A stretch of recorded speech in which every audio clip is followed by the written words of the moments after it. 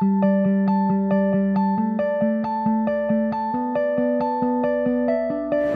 à Stratégie Client, le salon de la relation client qui se tient à Paris Porte de Versailles.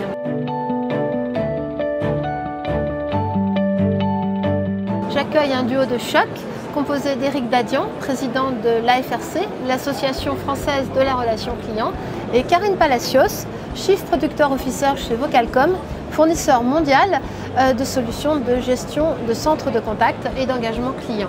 Éric, vous avez participé à la plénière, à la conférence d'ouverture qui avait pour thème le lien au sein de l'expérience client. Est-ce que cette quête du lien fait justement partie des nouvelles thématiques de la relation client qui ont été développées pendant la pandémie? Oui, bien sûr. Alors, on connaît bien la FRC, on connaît bien ce salon, puisqu'on l'a créé en 98 et on a vu d'ailleurs cette évolution à travers des technologies différentes, passer d'un monde où on était sur des canaux très simples, c'était d'abord le physique et le téléphone, et petit à petit, on a vu 4 à 8 canaux évoluer. En 2020, évidemment, avec le confinement, avec le Covid, tout s'arrête. Alors, tout s'arrête, c'est-à-dire que les interactions clients s'arrêtent, et heureusement qu'en 2 jours, on bascule avec du télétravail, donc des dizaines de milliers de salariés qui n'aimaient pas le télétravail ont basculé pour essayer justement de faire vivre la population française, l'informer, passer des commandes, livrer les gens chez eux pour se nourrir, etc. Et donc on a bien vu ce basculement à partir du mois d'avril 2020. S'il n'y avait pas eu de digital, s'il n'y avait pas eu de technologie, on pense que l'économie française se serait arrêtée. Donc là, l'expérience client et la relation client a pris tout son sens. Et nous, on a traité ce thème du lien, parce que comment garder le lien avec ses clients, avec ses salariés, dans cette période difficile.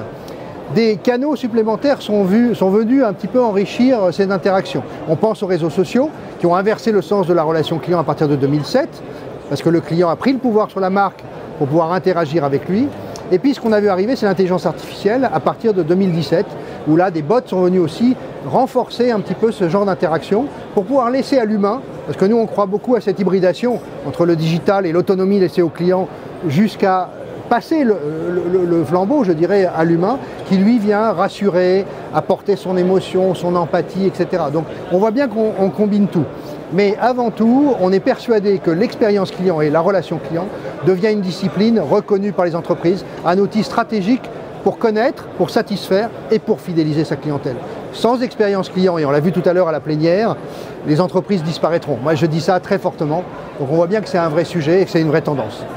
Éric, la technologie aidant, on voit apparaître de nouvelles solutions dites omnicanales qui utilisent notamment l'intelligence artificielle.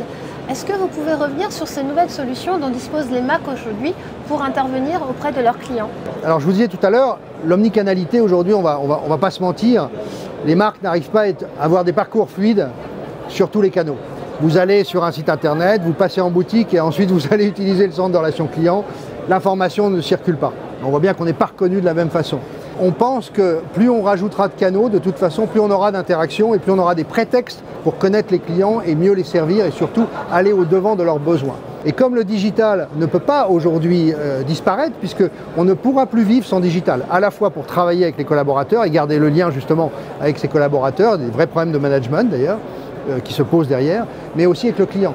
Les clients iront peut-être moins en boutique, donc ils utiliseront beaucoup plus la relation client à distance à travers tous les canaux. Donc plus de canaux, plus d'interactions, avec de la fluidité du parcours pour essayer d'être le plus possible homogène. C'est ça que veut aujourd'hui un client, c'est qu'on le reconnaisse et qu'on arrive à aller au-devant de ses besoins pour mieux le servir.